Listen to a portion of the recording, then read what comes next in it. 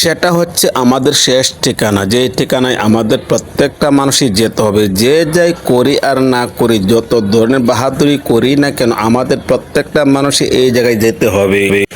গ্রাম থেকে বেশ মোটামুটি একটুখানি দূরে আমাদের কবরস্থানটা। গ্রাম থেকে কবরস্থানের মধ্যখানে বেশ মোটামুটি অনেক পানি আছে, আর পানি ভেঙে কিন্তু বর্ষাকালে আমাদের মুর্দার লাশ নিয়ে যেতে হয় কবরস্থানে।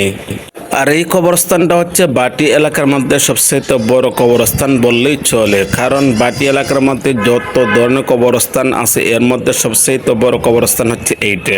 আর এই জায়গাটা হচ্ছে নতুন একটা বাড়ি হচ্ছে, আর এই বাড়িটার মধ্যে বেশ মোটামুটি অনেকটা কাজ করা হয়ে গিয়েছে, আর অল্প কিছু কাজের বাকি আছে। অল্প কিছু কাজ শেষ হলে কিন্তু এই জায়গার মধ্যে প্রত্যেকটা মানুষের বসত বাড়ি করবে।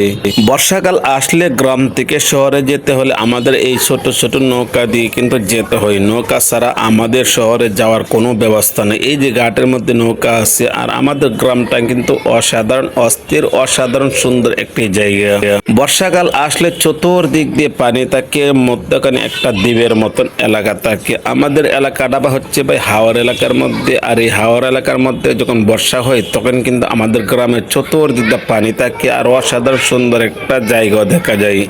বর্ষা যতক্ষণ না থাকে তখন কিন্তু আমাদের গ্রাম থেকে বেশ মোটামুটি গাড়ি দিয়ে সুন্দর করে যাওয়া যায়, আর যখন বর্ষা হয় তখন কিন্তু নৌকা ছাড়া কোনো ধরনের কোনো গতি হয় না। এই জায়গার মধ্যে কবরস্থানের পাশাপাশি কিন্তু একটা বাড়ি হচ্ছে আমাদের এলাকার মধ্যে। কবরস্থানের চতুর্দিক দিয়ে পানি ভাই, আসলে দৃশ্যটা কিন্তু দেখার মতন। আর এই জায়গাটা কিন্তু নতুন করে কাজ করা হচ্ছে। এই জায়গার মধ্যে অনেক মানুষ এই জায়গা রাখছে, তারা কিন্তু ঘর বাড়ি করার জন্য অনেক চেষ্টাও করতেছে এই জায়গার মধ্যে। আর এই জায়গাটা দেখেন খুব সুন্দর না, চতুর্দিকে পানি, দেখতে কিন্তু বেশ অসাধারণ। গ্রাম থেকে শহরে আসার সময় নৌকা দিয়ে আসতে হয়। নৌকা ছাড়া ভাই আমাদের কোনো গতি নেই, কারণ বর্ষা হলে আমাদের নৌকা ছাড়া কোনোভাবে চলাচল করা সম্ভব হয় না।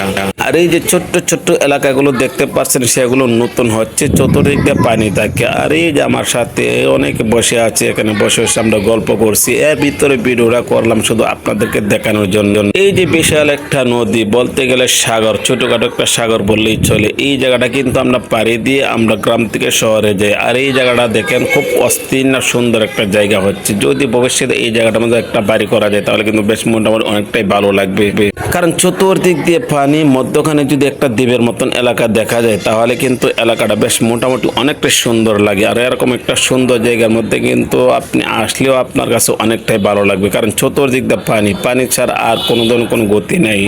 আর এরকম ভাবে ছোট ছোট নৌকাগুলো দিয়ে আমরা আমাদের গ্রাম থেকে শহরে যাই। ভাই শহরটা কিন্তু বেশ মোটামুটি আমাদের গ্রাম থেকে অনেকটাই দূরে, তারপরে শহরে যেতে হলে আমরা নৌকা ছাড়া কোনোভাবে যেতে পারি না বর্ষাকাল আসলে। বর্ষাকালটা দেখার পরে আপনার ভিতরে কিরকম অনুভূতি হলো? এই যে পানি দেখলেন, এই পানি দেখার পরে আপনার মনের মধ্যে কি আসলে একটু কমেন্ট করে জানাবেন। ভিডিওটা ভালো লাগলে অবশ্যই শেয়ার করে পাশে থাকবেন।